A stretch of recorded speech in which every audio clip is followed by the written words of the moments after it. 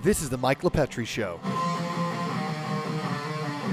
Nassau County property taxes are way too high. That's why you need Reassessment and Evaluation Services, Inc., the #1 tax grievance provider that offers personal service and high success rates. Grieve your taxes now before the deadline on March 1st, 2024. Call today for more info, 516-742-5180, or apply online at reassessmytaxes.com. What's up, everybody? here we go. Mike's Monologue National Security Edition for October, debriefing exactly what's gone on, what's transpired. And this episode's going to be hardcore because this episode's all about the realities of the situation, what's going on both worldwide and within the United States. Under the Biden administration, in 3 years, open borders, 2 wars, we have supply shortages, inflation, migrant crisis. What you don't know is that there were 2 huge reports for United States Inspector General that's occurred over these past couple of years, and it's been completely buried. And one is regarding Biden's horrible Afghanistan withdrawal, and the second is the border crisis. Why this is so important to bring up now? Because it all is conflated. It's entangled.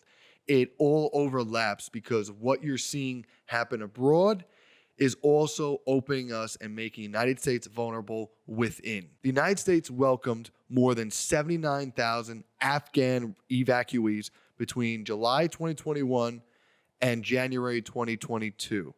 The IG, Inspector General, conducted the audit to determine the extent to which the DHS screened, vetted, and inspected evacuees arriving, okay? This is the report that occurred regarding the horrible Afghanistan withdrawal. This is what the United States Inspector General found, what we found. After meeting with more than 130 individuals from the Department of Homeland Security, DHS, we determined DHS encountered obstacles to screen, vet, and inspect all Afghan evacuees as arriving as part of Operation Allies Refuge, Operation Allies Welcome. Specifically, U.S. Customs and Border Protection, CBP, did not always have critical data to properly screen, vet, or inspect the evacuees. We determined, that's the United States Inspector General determined, some information used to vet evacuees through U.S. government databases such as name, date of birth, identification number, and travel document data was inaccurate, incomplete, or missing. We also determined CBP admitted or paroled evacuees who were not fully vetted into the United States. This is straight out of the report here that you're seeing. Check this out on the screen. We found missing, incomplete, or inaccurate first and last names, DOBs, date of births, travel document numbers, travel document types, and visa data. We questioned data in many of the 88,977 records, including biographic data. 417 records had first name unknown, 242 records had last name unknown, and 11,110 records had the date of birth recorded as January 1st. In essence, they had no idea the first name, the last name, or when they were even born. So none of that crucial data that you and I always have to give to people, they don't have to give coming into this country. And also, they looked at travel document data. 36,400 records had facilitation document as a document type, meaning they couldn't even explain the document type of what it is for a CBP. They couldn't explain the potential inaccuracies.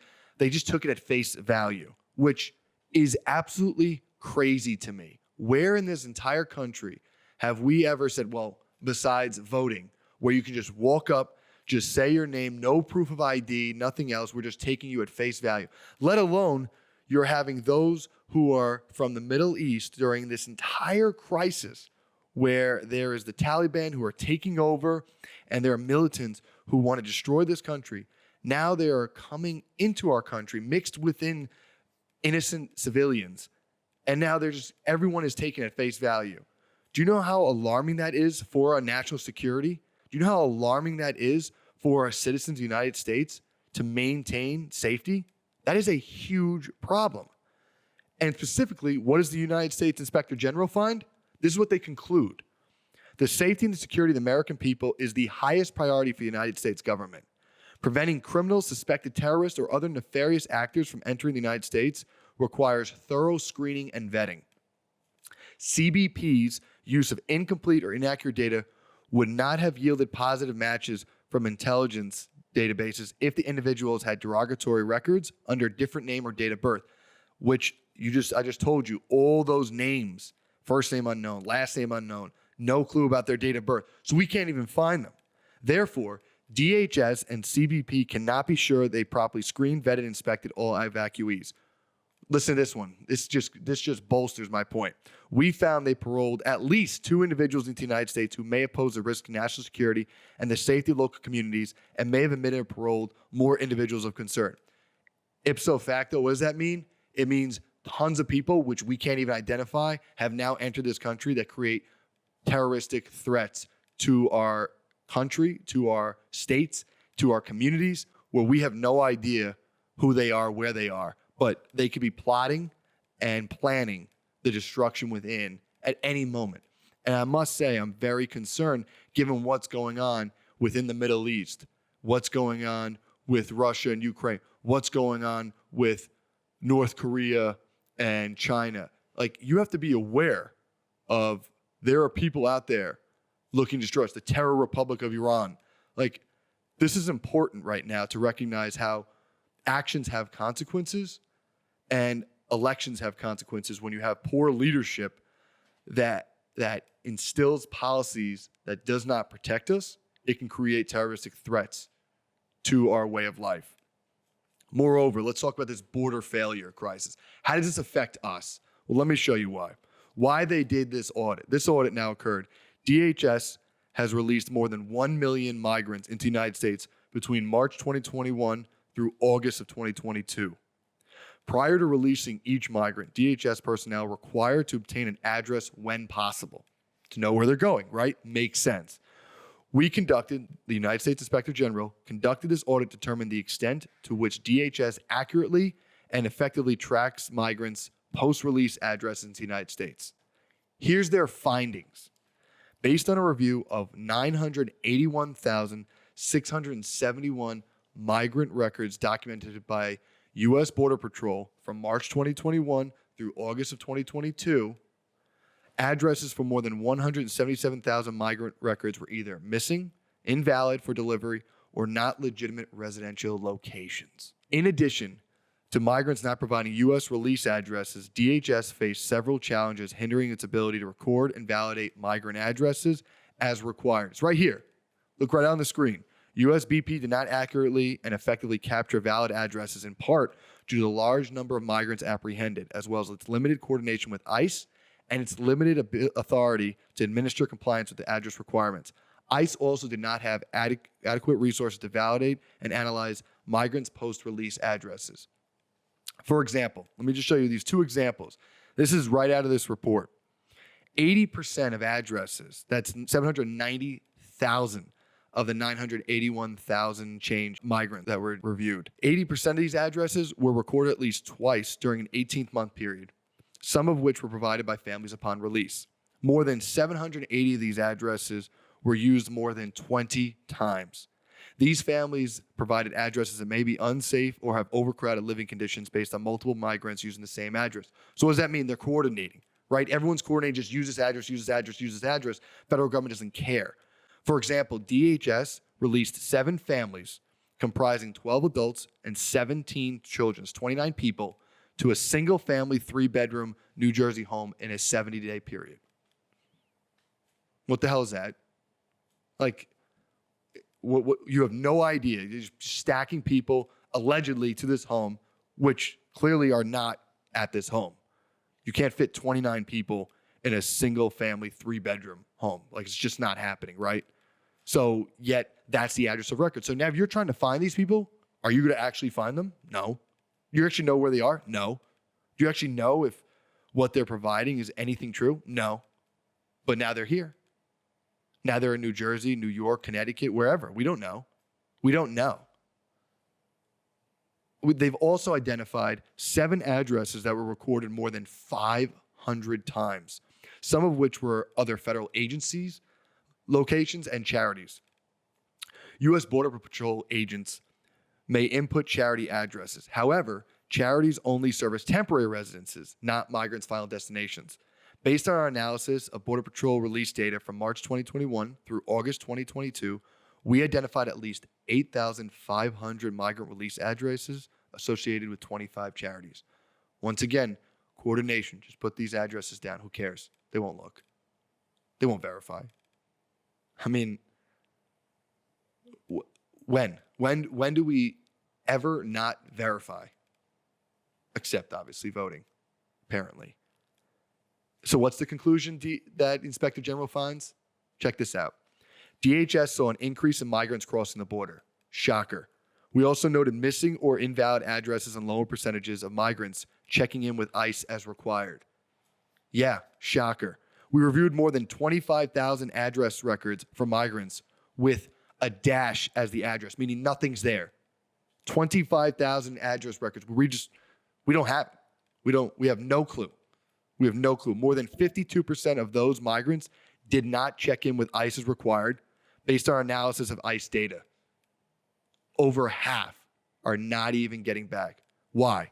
Because you have a Biden administration that's saying, we don't care, come on in.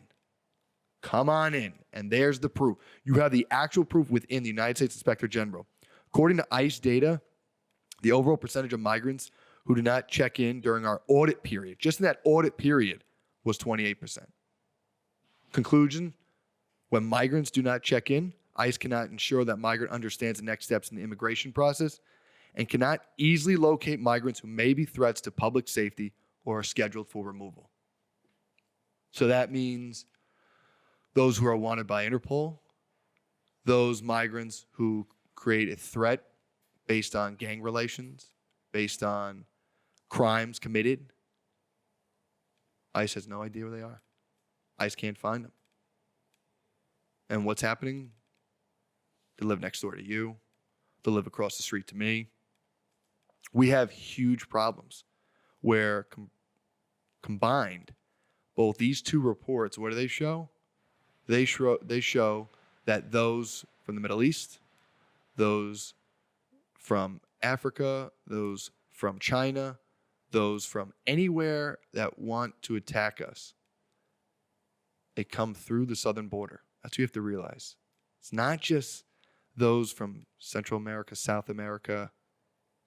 It's those from all over the world. They're using that as the gateway within the United States because it's not being checked.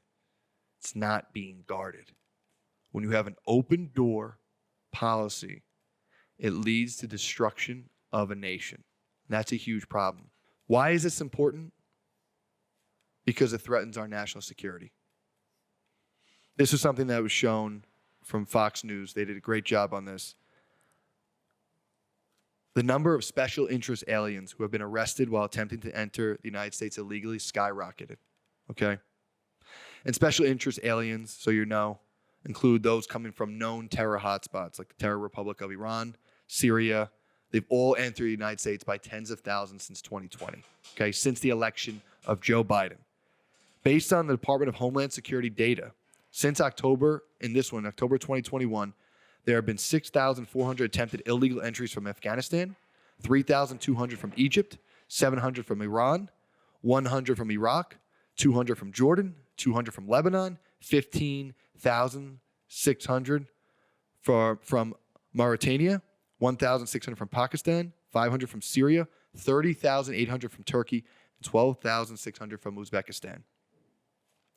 And those are the numbers only who's caught. Imagine the numbers if we include those who slipped in undetected. Imagine that. Because let me just show you the differences with the administrations, okay? Hate him or like him, okay? Trump versus Biden. You ready? Border enforcement arrested a record number of known and suspected terrorists in 2023, okay? This fiscal year, border authorities have encountered 151 people listed on the FBI's terror watch list. Last year, the number was 98, and the year before it was 15. 15, 98 to now 151, okay? That were known or suspected on the terror watch list. From 2017 to 2020, there were 11 such detections combined, okay? Total, 11. 2017 to 2020, 11. Between 2021 to 2023, there was approximately 275. Wow. Now, these are people that are looking to destroy America. Okay, these are people that are looking to sacrifice whomever in the name of their extremist ideologies. Do you care? I care. Do you care? Do you want to see something changed? Are you demanding any change, or are you just going to let it stay? Villains are sneaking into our homes to slit our throats while we are distracted by nonsensical woke issues. It's up to you and I to ignore the smokescreens and focus on the seminal issues that affect our livelihood. It's very important. I know it's easy to put your head in the sand, to use excuses from work, life, but we have to stay vigilant. We must stay strong. Now is the time for us to be bold, defend our nation from enemies within and without. Our ancestors fought against tyranny and despotic ideologies. We must now continue to do so. We cannot let laziness or comfort assuage us from our responsibilities as Americans. We are the best for one reason and one reason only. We always fight. It's who we are as Americans. When we are pushed up against the wall, we push back. We do not cower. We do not submit. We do not capitulate. Let me ask you, if China invaded Taiwan, the Terror Republic of Iran gets their hands on a nuclear weapon, a Russia-North Korea alliance flourishes, or the emergence of the Islamic State in Central Africa, are we prepared to respond? Are we as a nation, the United States of America, prepared to respond, to step up and restore peace to our world, to protect our nation from assault, from assailants, from attacks? Are we strong enough? The Department of Defense reported that 77% of Americans between the ages of 17 and 24 are unfit for military service due to obesity, drug abuse, and mental illness. Is our future prepared to protect its people? Doesn't look like it. Here's something more alarming. A Quinnipiac poll asked Americans if they were in the same position as Ukrainians, if they would fight for this country or leave. This is a Quinnipiac poll. 55% said they would stay and fight, but barely. 55%, while 38% said they would leave. 55%, that's it? If we were invaded, if we were attacked, only 55% of you would say we would stay and fight? No. No, that needs to be 100. That number needs to be 100. We protect this country at all costs. No matter the sacrifice, United States must prevail. Here's the bigger problem. 68% of Republicans and 57% of independents would stay and fight, is what's really alarming. 52% of Democrats said that they would leave this country. A majority of Democrats said they would leave this country instead of fight. Why is this a problem?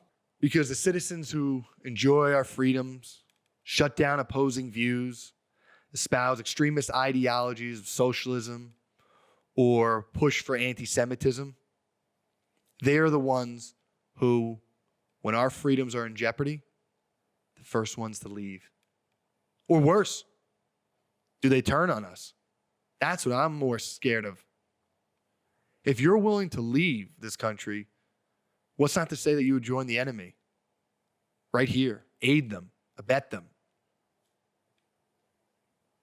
That's scary. That's frightening. That's a problem. That's going to be an issue. But here, what I want to show, the juxtaposition. When posed the same question, as I mentioned before, 89% of Pakistanis, 76% of Afghans, 75% of Indians, 73% of Turks, 71% of Chinese, and 59% of Russians answered in the affirmative that they would stay and fight. Western democracy needs to stay strong. It needs to have nationalist pride, and it needs to understand it's okay it must stand with its nation at all costs, because there are others that are willing to protect and lay down their lives to defend their country. And if it's us versus them, I just told you the numbers of where they stand. And we need to be greater. We need to stand united. Because we're reaching that point where what's in jeopardy, our way of life, our livelihood, our status as the hegemon across the world, is being threatened. It's up to you and I, as we go forward in 2024, to step up, to be strong, to speak out, to not tolerate the anti-Semitism that we're seeing, to learn from the past